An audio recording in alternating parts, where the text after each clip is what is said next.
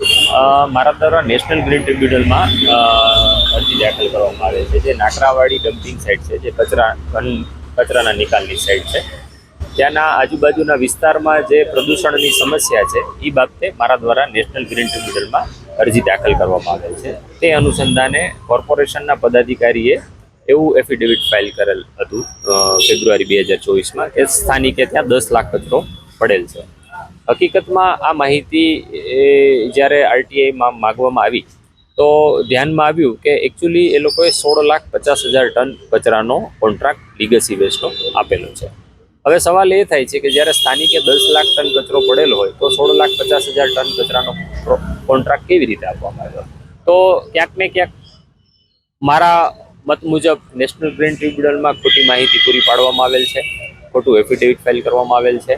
એટલે અને બીજું કે સાથે સાથે જે ઘન કચરાના નિકાલ માટે જે કામગીરી થવી જોઈએ એ કામગીરી પૂરી થયેલ નથી. સ્થાનિકે આજ દિવસ સુધી પણ 50 કરોડ રૂપિયા ખર્ચો થઈ જવા છતાં સ્થાનિકે કચરાઓની સ્થિતિ તો હજી પણ યથાવત જ છે.